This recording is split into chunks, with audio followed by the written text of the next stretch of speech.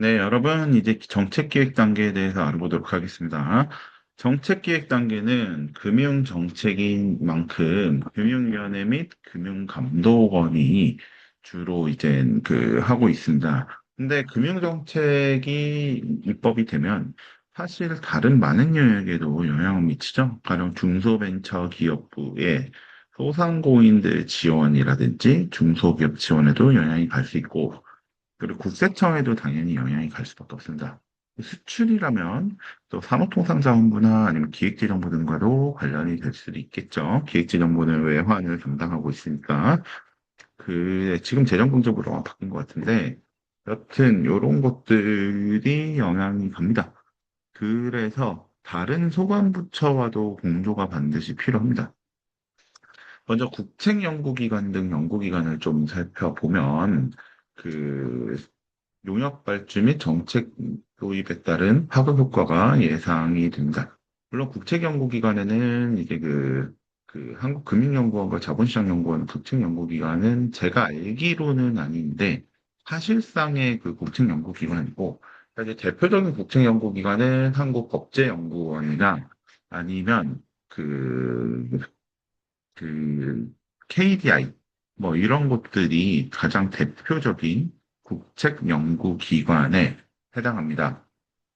그, 그럼에도 불구하고 한국금융연구원이나 자본시장연구원을 기재한 이유는 그, 이러한 기관들이 사실 가장 대표적으로 많이 금융 관련 정책과 관련된 것들은 이러한 연구기관들이 연구를 해주고 있기 때문이에요. 그리고 업권 및 시장 참여자들의 의견도 청취를 합니다. 이들의 그 의견이 언제나 반영되는 것은 아닙니다.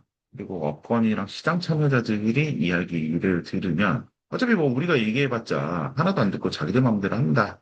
뭐 이런 얘기 하시는 경우들도 있는데 그거는 이제 업권 같은 경우에는 업권 실무만을 생각할 수밖에 없고 뭐 경우에 따라서는 뭐 자기들의 이익이나 일하기 편한 것들 뭐 이런 것들 중심으로 이야기할 수도 있어요. 근데 뭐 일하기 자기를 좀 더 편하고 영업 잘 되도록 하는 것만이라면 당연히 금융소비자한테 아무런 혜택도 없고 자기들만 편하다면 결국은 금융소비자들한테 혜택이 없어도 그리고 업자들은 더 편해져도 뭐 감독이나 건전성 저하가 없다든지 하면 사실 업무 효율의 인간으로서 그럼 도입할 수도 있고 그 얘기를 수용해 줄 수도 있지만 주로는 이제 감독의 효율성도 당연히 고민할 수밖에 없고, 그다음에 이것이 어떤 시장 파급 효과를 미치는지도 봐야 되고, 그리고 감독기관이나 금융정책기관은 A 업권만 보는 게 아니라 B, C, D 업권, 다른 업권도 보죠. 자, 그 각 업권별 상정한 그 룰이 있습니다. 그 룰에 대한 것도 볼 수밖에 없습니다. 가령, 그, 여러분들 예금이나 대출을 취급하는 기관이 굉장히 여러 개가 있죠. 은행, 저축은행, 캐피탈, 마을금고, 그다음에 바로 펀드도 대출을 해주고, 그다음에 증권회사도 대출을 해줍니다. 그리고 대부업도 대출을 해주죠.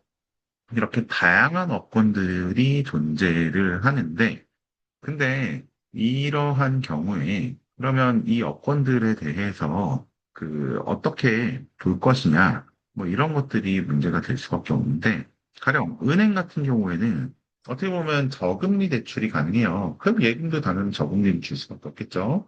대신 은행은 또 대규모 자금이 공급 가능합니다. 그래서 이러한 수요가 있는 자들은 은행에서 대출을 받도록 하고 그 다음에 이것보다 조금 더 전체 볼륨은 작지만 좀 더 고금리의 그 이자를 받거나 아니면 예금 이자를 받거나 고금리의 대출을 받더라도 뭔가를 해야 되는 사람들은 저축은행으로 가도록 하고 그리고 기업금융 같은 경우에는 가급적이면 캐피탈이나 증권회사에서 취급하도록 할 수도 있겠죠. 뭐 펀드나 아니면 투자자에 대한 대출은 사실은 투자자가 캐피탈 사는과 다른 은행에서 대출받아가 또 투자를 하고 뭐 이런 것보다는 가급적이면 증권사에서 그때그때 거래할 때 필요한 조금 조금의 자금 같은 경우는 대출받았다 바로 상환하고 이런 건 굉장히 편하지 않겠습니까? 그래서 이런 부분의 대출은 증권사도 할 수 있게 하자. 그리고 그럼에도 불구하고 이런 것들 다 불가능해도 이런 것들에 맞지 않고, 그래서 어디에 가도 대출을 받기가 좀 어려워. 그런 사람들은 여기 어디야, 대부업체 가서 대출을 받도록 하자. 똑같이, 그래서 대출과 예금이라 할지라도 각자 차이를 둘 수도 있습니다. 그래서 이런 각 업권별로 밸런스를 어떻게 맞출 것이냐. 그리고 조금은 이제 대체금융 비슷한 건데, 그, 금융기관이 심사를 하는 게 아니라, 금융기관이 기본적인 심사는 하더라도, 어떻게 보면 크라우드 펀딩처럼, 그, 다양한 사람들이 집단 지성을 이용해서 이러한 자금 차입 수요에 대해서 각자 고민해 보고 거기에 대해서 자기가 나는 내 돈 넣고 여기다 나는 내가 돈 빌려주고 싶어 라고 판단을 해서 대출을 하는 온라인 투자 연기금융도 있어요. 이거는 이제 차입자가 저는 이러이러한 상황이고 담보는 제가 뭐 제공할 수 있으면 네, 돈을 빌리고 싶습니다 라고 하면 많은 투자자들이 온라인 투자연계금융업자의 플랫폼에 업로드된 차입자에 대한 정보를 보고, 나는 돈 들래, 나는 안 들래, 각자 판단을 해요. 그래서 이 사람이 3억이 필요한데 3억이 다 모이면 대출을 해주고, 3억이 다 안 모이면 대출을 안 해주고, 뭐, 이렇게 할 수 있도록 한번 해보자. 기존의 CSS 모델이라고 해서 크레딧 스코링 시스템을 통해서 그 대출을 해주는 건 외에 이러한 대한 금융도 해보자. 그리고 이거는 투자 부분도 있고 대출 부분도 있죠. 이런 것도 해보자.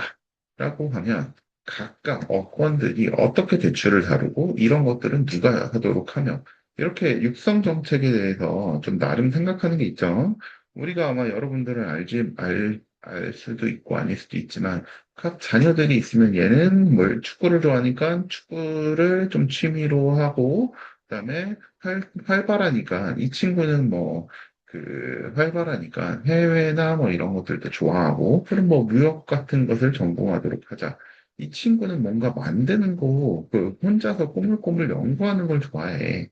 그리고 기계에 관심이 많아. 그러면 우리 둘째는 그러면 어떻게 보면 엔지니어 쪽으로 좀 성장할 수 있도록 도와줄까? 뭐 이렇게 생각을 하잖아요. 그런 것처럼 산업에 대해서 이 산업을 어떤 방향으로 어떻게 성장시킬지에 대해서 금융정책 당국이 나름 고민을 하고 거기에 맞춰서 입법을 하고 그렇게 정책을 만들고 입법을 합니다. 그러한 구상에도 부합하는지를 또 봐야죠. 그래서 그 의견을 청취한다 할지라도 이런 것들에 부합하는지, 그리고 경우에 따라서는 의견을 청취해서, 이 여건은 원래는 가령 아파트 담보대출 위주로 육성시키려고 했던 건데, 여기 하다 보니까 실용대출도 잘할 것 같고, 그냥 뭐 주식을 담보로 하는 주식담보대출도 잘할 것 같네. 라고 해서 또 육성시키는 그러한 뭐 정책을 펼칠 수도 있겠죠. 어떤 이야기를 들어서. 여튼 시장 참여자들의 의견도 청취를 하고 학자라든지 아니면 변호사들의 의견도 청취를 합니다. 그리고 이제 어느 정도 이제 정책이 좀 정해지면 금융위원회가 이제 심의 의결을 해서 금융위원회는 혼자서 한 장관님 같은 한 분이 의사결정을 하는 것이 아니라 그 뭐라고 해야 되나, 어, 위원회 조직입니다. 그래서 금융위원장, 그래 부위원장 있고, 그리고 한국은행 부총재가 당연직으로 참여하고, 금융감독원장이 또 참여를 하며, 예금보험공사 사장이 참여를 하고, 뭐 법률 전문가라든지 회계 전문가가 이렇게 참여를 해서 이들이 함께 논의해서 결정하는 그런 의결 기구입니다. 그래서 이 금융위원회에서 심의 의결을 해서 합의를 도출하고 안건검토소위원회에서 어느 정도 좀 검토를 해요. 왜냐하면 위원들이 사실은 항상 거기서 상근인 위원도 있지만 비상근인 위원도 있지 않습니까? 그렇기 때문에 검토를 하고 금융위원회 정례회의에 안건으로 상정을 합니다. 그리고 나면 제작위원 과반수가 출석하고 출석위원 과반수의 찬성으로 의결이 이루어집니다. 다만 해당 건과 직접적 이해관계가 있는 위원회는 의결 과정에서 배제되도록 하고 있습니다.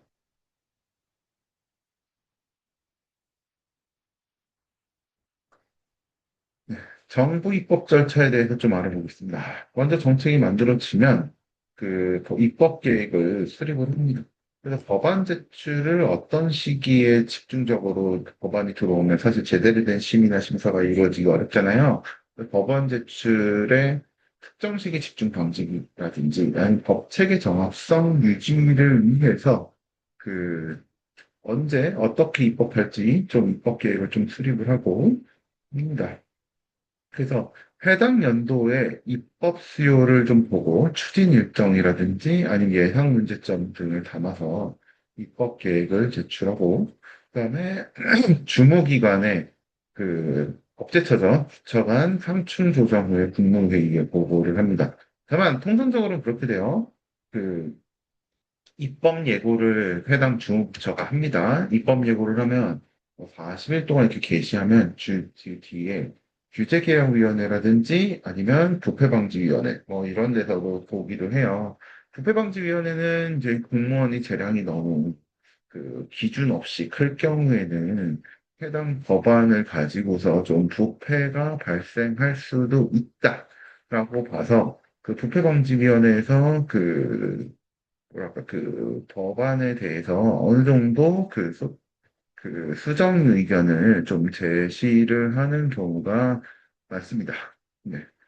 그리고 또 규제 영향 분석도 하고 자체 심사 의견을 통해서 규제개혁위원회에 제출을 하죠. 아까 말씀드린 규제개혁위원회에 보낼 때는 그리고 경쟁 제한적인 요소가 있을 때는 규제를 철회하거나 완화를 권고합니다. 입법 예고는 왜 하냐면 국민이 법안을 좀 사전에 인지하고 찬반 의견이라든지 뭐 수정 요구 등 의견 수렴 절차를 거치도록 하고요.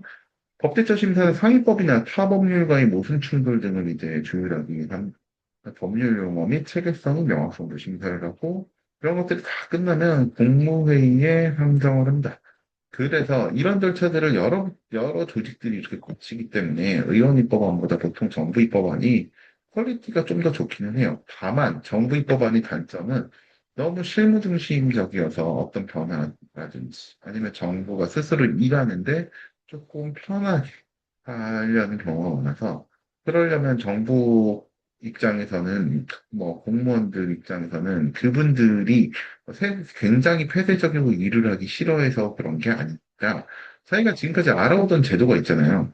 근데 시장신문은 조금 그것과는 변화를 요구하는 그런 상황일 수도 있지 않습니까? 근데 시장에서 실제로 플레이하고 있는 자들과 공무원 사이는 일정한 괴리가 발생할 수밖에 없어요. 그리고 누군가가 공무원을 찾아가서 설득을 하는 그 과정에서 찾아가는 그 사람이 모든 걸 다 알고 있는 것도 아니고 공무원이 이 일을 다 이해할 수 있는 지식이나 시간이 없을 수도 있어요. 아무리 똑똑하더라도 내가 방금 들은 거에 대해서는 생각할 수밖에 없지 않습니까? 그러면 이제 그런 것들을 듣고 이해하는 데 시간이 한참 걸리는데 이 공무원한테는 이 업권 일뿐만이 아니라 다른 업권들이 다른 이슈들이 굉장히 많죠.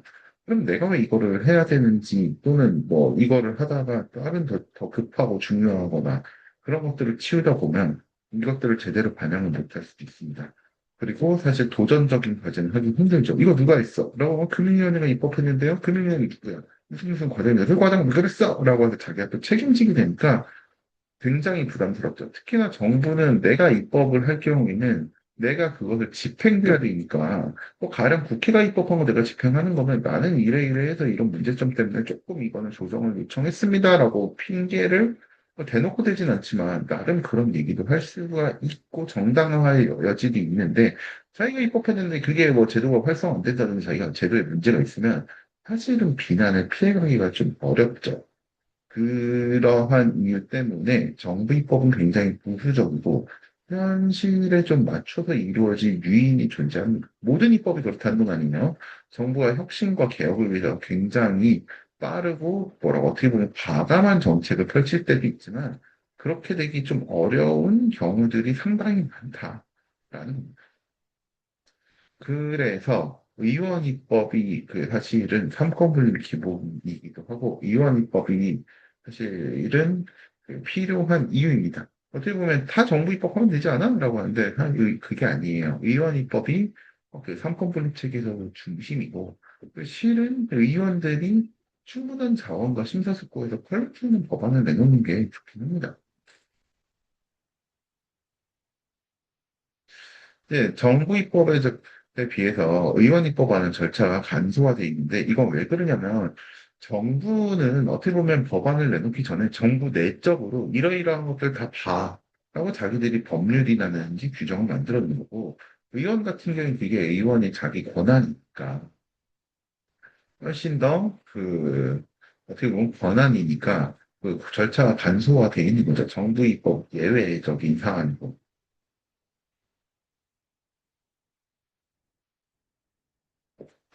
그래서 의원 입법안 같은 경우에는 국회의원 본인 포함 10인 이상이 찬성하고 서명을 확보한 다음에 법률안을 발의할 수가 있고요.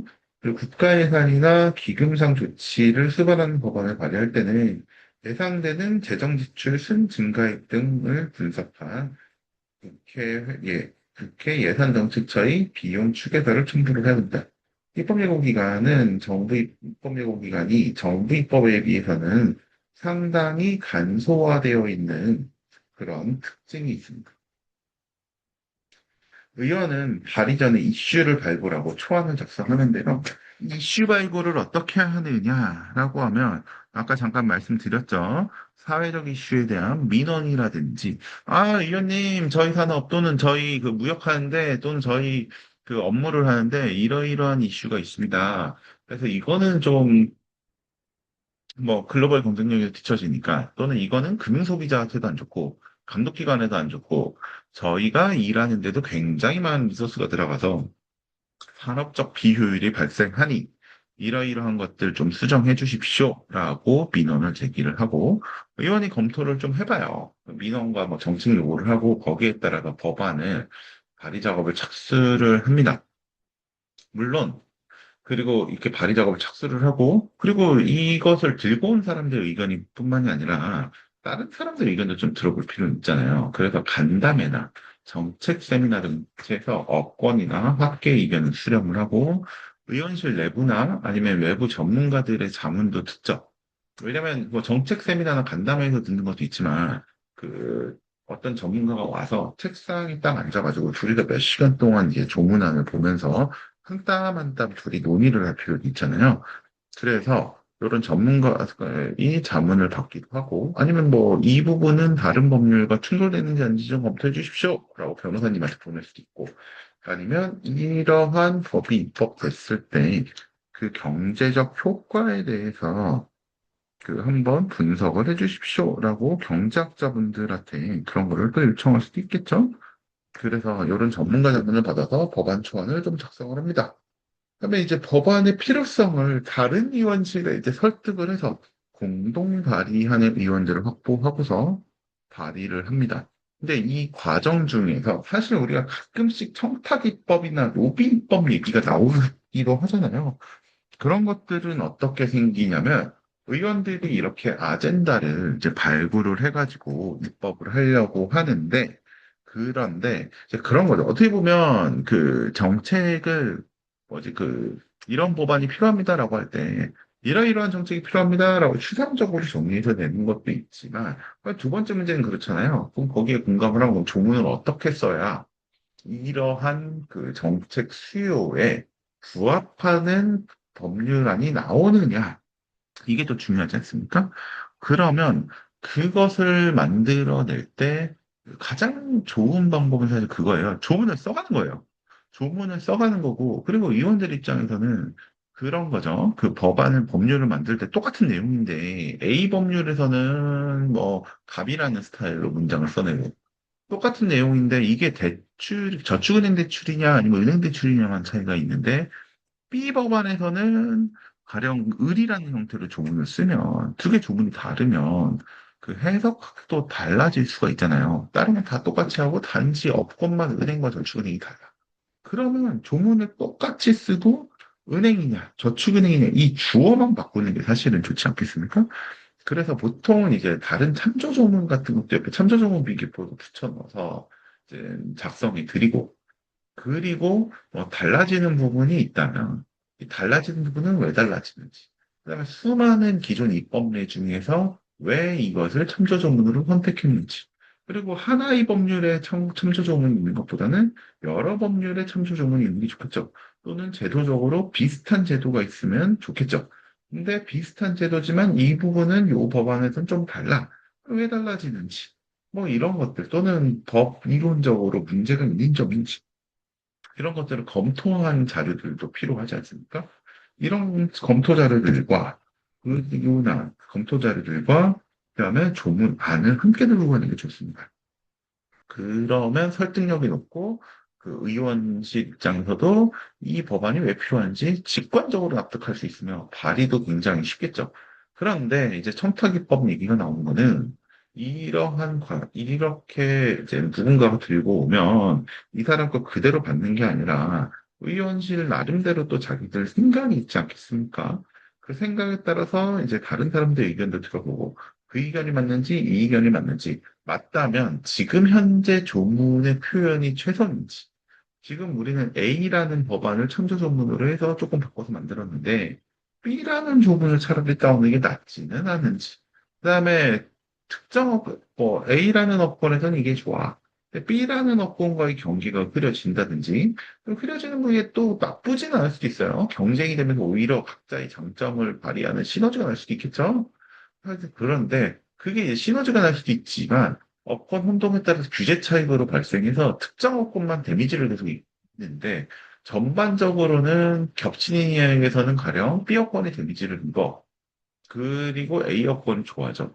근데 B 여건은 지금 이슈화되는 그러한 업무 영역 외에도 다른 업무 영역도 있는데 지금 겹치는 업무 영역이 무너지면 다른 쪽 효율성도 내려가서 결국 국가 전체적으로 놓고 보면 국민 경제에 좋지 않은 영향이 발생할 수 있지 않습니까? 뭐 그런 것들도 또 봐야 될 거예요. 그러면 그거는 B 여건에서 들고 와가지고 아, 위원님 지금 겹치는 부분만 보면 그 A업권한테도 이걸 같이 해주는 게 좋습니다. 그리고 A업권이 이 겹치는 영역을 더 잘할 수도 있고요. 그건 맞아요. 그런데 우리는 이 겹치는 영역을 통해서 뒤에 있는 이러이러한 연계 서비스가 있고, 사실 국민들 수요는 이게 높은데, 실은 규제 차이 때문에 A업권이 여기에 들어오게 되면 A업권이 더 유리할 수밖에 없습니다. 그러면 우리가 이 겹치는 영역에서는 저희 업권은 점점 더 후퇴할 수밖에 없겠죠. 뭐 그거는 업권 이익이니까 뭐 그러려니 할 수 있습니다. 물론 그것 자체도 중요하지만 뭐 그러려니 할 수 있습니다. 근데 문제는 이 겹치는 영역 때문에 저희들 다른 연계 서비스들이 연계성이라든지 아니면 효율성이 떨어집니다. 그게 떨어지고 나면 결국은 저희 B여권 전체가 침체에 빠질 수 있죠. 근데 B여권 침체에 빠지는 것도 뭐 오케이 정책적으로 그럼 그렇게 가자라고 하실 수도 있습니다. 근데 B여권 전체 침체가 빠지면 이 겹치는 영역 때문에 발생하는 효율과 복리후생은 50인데, B여권 전체가 침체에 빠지면서 발생하는 복리후생이 감소가 100이라서 결국은 전체 종합적으로 국민 경제에는 50이라는 마이너스 효과가 납니다. 그렇기 때문에 이 정책은 좋지 않습니다. 이런 법은 뭐 이런 얘기를 할 수도 있잖아요. 아니면 밸런스를 맞추려면 어느 정도를 하면 그 겹치는 부분에서 효율성 개선은 25%. 하지만 그 안 겹치는 영역에서 B여권 전체의 침체의 효과는 12.5%가 되기 때문에 이 12.5%라는 차익이 남아서 결국 국민 경제에 좋으니까 이렇게 가시죠. 저는 이 정도면 뭐 아쉽지만 만족합니다. 뭐 이렇게 얘기할 수도 있는 거 아닙니까? 그런데 청탁입법은 이런 고민 없이 그냥 그 A 여건이 쓰자고 하면 그거 검토하고 고민하고 뭐 다른 데서 이건 듣기 조금 번거로우니까 또 맞겠지 뭐라는 약간의 안일함으로 법안이 그냥 발의가 돼버리는 경우가 있어요. 그런 것들을 저희가 청탁입법이라고 뭐 사람들이 조금 비하하는 발언으로서 이렇게 말을 하기도 하죠. 하지만 뭐 대부분 의원실에서 그런 일은 거의 없고요. 뭐 물론 사람이다 보니 되게 중요한 이슈인데 간과되는 경우가 있고 여기저기서 공청회하고 의견을 수렴했는데 사실 의견을 제출해 줘야 되는 그쪽에서 이러한 이슈를 놓칠 때도 있습니다. 그러면 의원실에서는 아 이거는 B여건이 이익이 조금 줄어드는 건데 B여건에서 그 이슈를 짚지 않았어. 그러면 뭐 또는 짚더라도 설득력 있는 근거를 전혀 대지 못했어. 그 담당자가 조금은 이제 뭐 이 부분에 대한 이해가 부족해서. 그러면 뭐 아쉽게 입법이 될 수 있는 거죠. 하지만 대부분의 경우에는 그렇게 법안이 조금 아쉽게 발의가 돼도 어차피 그 법안이 바로 그냥 통과가 되는 게 아니라 발의가 되면 그 소위원회로 가거든요. 그 소위원회에서 다른 의원들도 보시고 뭔가 법안이 발의되면 다른 의원들 비슷한 법안들을 한두 개씩 발의하시는 경우도 많아요. 여러 법안을 놓고 장단점을 비교를 하지 않습니까? 그 장단점을 비교하는 과정 중에서 어떠한 것이 조금은 더 좋고 어떠한 것이 좀 안 좋은지 이렇게 판단이 되면서 그러면서 이제 그 문제점을 조금은 이제 확인이 되도록 되는 경우가 많습니다. 네, 우선 우리나라에서 의원 발의는 좀 이렇게 되고 됩니다. 그리고 나서 이제는 상임위원회에 이제 회부가 됩니다. 결국은 이제 각 소위원회에서 이제 그래서 여러 가지 조정이 되면 그 상임위로 넘어가요. 근데 통상적으로는 비슷한 법안들이 여러 개가 나오면 그것들 중에서 가장 최적점을 논의를 해서 고르고 해당 정부 부처의 관련된 정부 부처의 의견도 들어봐서 나름의 최저안을 도출을 하고 그것을 대안이라고 부릅니다. 그래서 정무위원회라면 정무위원장이 대안을 발의를 해서 그 대안을 정무위원회에 통과를 시킵니다. 이렇게 통과가 되고 나면 그 법안이 바로 논의로 가는 게 아니고요. 그 법사위원회로 넘어갑니다. 법사위원회는 어떻게 보면 국회 내에서 법제처 같은 역할을 맡고 있는 부분이 있어요. 그쪽으로 넘어가서 이 조문의 체계자구에 문제가 없는지, 왜냐하면 다른 위원회는 아무래도 그 법률만을 주로 다루는 부처는 아니고 산업이나 다른 이슈들을 다루기 때문에 법률로서의 완결성을 좀 증명하기 위해서 법사위원회로 넘어가서 그 법사위원회에서 그 논의를 합니다. 논의를 해서 체계작업을 잡고 그리고 나서 여기를 통과하면 이제 본회의로 넘어가죠. 근데 여러분들 놓고 보면 법사위원회인 위원장을 누구를 쓰느냐를 가지고서 치열한 공방이 있는 이유는 그거예요. 원래는 법사위원회는 체계자구 심사를 하라고 되어 있는 곳입니다. 그런데 해당 소위원회에서 통과가 된다 할지라도 법사위원회에서 통과가 안 되면 본회의에 올라갈 수가 없고 통과가 본회의에서 또 의결이 될 수가 없잖아요. 법사위원회에서 체계자구 심사한다고 계속 붙잡고 있는 거예요. 계속 붙잡고 있다가 4년이 지나. 국회의원 선거 다시 해야 되죠. 근데 그러면 그 국회가 다시 구성이 됩니다. 그렇게 될 때는 기존에 발의됐던 법안들도 모두가 폐기가 돼요. 그렇게 폐기가 된다라는 뜻은 결국은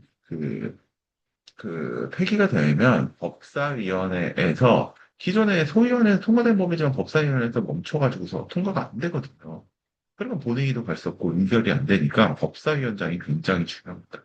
사실상 절차를 쫙 끌어서 그 해당 법안 통과를 저지할 수가 있기 때문에 법사위원장이 야당이 되냐 여당이 되냐에 따라서 해당 정부가 펼치는 정책이 원활하게 진행이 되느냐, 원활하게 진행이 되지 않느냐가 달라지게 됩니다. 그리고 나서 법사위원회를 통과하고 나면 여기 아까 그 상임위원회 소위 아까 해당 상임위원회 소인 얘기를 했고 법사위원회 심사까지도 이렇게 이야기를 했습니다. 그러고 나면 국회 소위원회와 법사위원회를 통과하고 나면 본회의로 올라가는데 사실 법사위원회까지 통과가 됐으면 웬만하면 어떤 커다란 정치적 이슈가 있지 않는 한은 본회의에서 심의 의결은 그렇게 어렵지는 않다라고 생각이 듭니다. 일반적으로 좀 그렇고 거의 통과됐네? 라고 생각을 하게 되는 경우가 많고 여러분들 뭐 헌법 배우신 분들은 아시겠지만 제적위원 과반수가 출석하고 출석위원 과반수가 찬성하는 방식으로 법안이 가결이 되게 됩니다. 근데 법안 중에서는 신속 처리한 건 우리가 패스트 트랙이라고 부르는데 이렇게 지정되면 330일 이내에 상임위원회 심사 여부와 무관하게 본회의에 상정이 되고요. 법안 심사 소위원회에서도 이제 축조 심사 같은 게 있고 법안에 대해서 조금 더 검토합니다. 그리고 이젠 법안이 통과가 되면 법률안을 정부로 이송을 하고 이걸 집행하는 건 정부니까 그러면 이제 공포가 됩니다. 그래서 법률 공포안이 국무회의에 상정이 되고 대통령이 제가 시는 관보라는 곳에 게재가 되고, 그 다음에 공포가 됩니다. 그리고 나면 대통령이 근데 뭐 제의 요구를 할 수도 있는데, 재적위원 과반수의 출석 및 국회의원 3분의 2가 필요합니다. 대통령이 이거 좀 아닌 것 같아. 이런 거 다시 한번 봐주시겠습니까? 라고 하면, 이제 원래는 그 원칙은 과반수 출석이 과반수 찬성으로 가결이 되는데, 제의 요구할 때는 과반수가 출석하고, 출석한 의원이 3분의 2가 찬성이 돼야 확정됩니다. 그 법률 시행일은 보통 법안을 만들 때 부칙에서 정하는데요. 그 부칙에서 정한 시행일이 있으면 그때 아니면 공포일로부터 20일 뒤에 법안이 시행됩니다. 근데 이 의원 입법 절차에 대해서 사실 조금 그 우회 입법 이슈가 있어요. 의원 입법의 장점, 절차가 신속하기 때문에 이것을 통해 우회 입법하는 현상이 좀 증가는 하고 있어요. 뭐냐면 정부가 자기가 법안을 만들어서 자기가 정부 입법 절차를 거쳐야 되는데 사실 가령 뭐 우리는 금융 배우니까 금융위원회에서 법안을 만들었는데 이거 뭐 법제처 갖다 규제개혁위원회 갖다 부패방지위원회 갖다 자기들이 뭐 입법 예고다가 이거 되게 번거로운 거예요. 지금 법안을 만든 다음에 그 공무원들이 만든 다음에 그 법안을 그냥 그 국회의원한테 줘버립니다. 그럼 의원이 받아가지고서 나름의 심사를 좀 하고 뭐 하겠지만 뭐 자기 이름으로 그냥 발의를 해버리는 거죠. 대부분은 잘 안 바뀌겠죠. 왜냐면 국회의원 입장에서는 정부가 그래도 해당 업무를 담당하는 소관부처가 만들어 온 법이라면 또 신뢰도도 높고 하니까. 그리고 나서 이제 의원한테 전달하면 의원이 발의를 하고 주로는 이제 여당 의원이 발의를 하는 경우가 많아요. 여당 의원들 중에서 이 이슈에 대해서 비교적 잘 알고 있는 의원을 택해서 정부 담당 공무원이 그 의원한테 태핑을 해보고 그다음에 의원한테 전달한 다음에 그리고 나서 그 해당 의원이 발의를 하는 경우가 꽤 있습니다. 그래서 이런 경우에는 어떻게 보면 법률에서 정부 법안은 이렇게 입법하라고 써놨는데 그거를 그냥 패스하기 위해서 이렇게 입법하는 거 아니냐? 라고 해서 사실은 부실한 입법이라는 얘기가 들어요. 그리고 어떻게 보면 정부 입장에서는 극단적으로 나쁜 공무원이라고 가정을 했을 때입니다. 모든 공무원들은 이런 경우 거의 없어요. 근데 정부 입법에서는 내가 이 업무 하기 위해서는 사실은 기획재정부 기획재정부가 지금 외환 업무 하고 있는데 나도 하나 그거 하고 싶어 라고 하면서 근데 이거 왠지 국세청에서 또 반대할 것 같고 막 이런 생각이 드는 거예요. 그러면 그냥 이 법안을 가지고서 법안에 또 표면적으로는 국세청이나 기획재정부의 역할이 드러나지는 않아. 그러면 표면적으로 이거를 의원한테 그냥 싹 넘겨버리면 의원이 그냥 이거를 발의해버리는 거예요. 정부 입법 절차 하면 다른 그 정부에서 다른 부처에서 이 의원을 보고 차관회의 같은 게 통과해야 되니까 그런 국무회의나 뭐 이런 거 통과해야 되니까 거기서 이제 필터링이 될 텐데 그런 거를 싹 피해가지고 그냥 입법해버리는 뭐 이런 경우가 있을 수도 있고 뭐 여러 가지 이슈가 있을 수도 있죠. 아니면 우리 정부에서 입법하기 조금 부담스러워 필요하긴 한데 야 니네 행정편의주의적 입법 아니야? 뭐 이렇게 말을 하는 게 좀 부담스러워. 그러면 의원실이 먼저부터 의원실에서 뭐 해도록 하는 거죠. 뭐 이런 경우 있어서 사실은 충분한 의견 수렴 없는 어떻게 보면 부실한 정책이 입법이 된다라는 비판도 발생할 수 있습니다. 근데 다른 한편으로는 야 어차피 법안은 의원이 내는 거 원칙이고 정부가 어차피 의견을 주기도 하고 의원이 만든 거에 대해서 이 정도보다는 이게 낫습니다.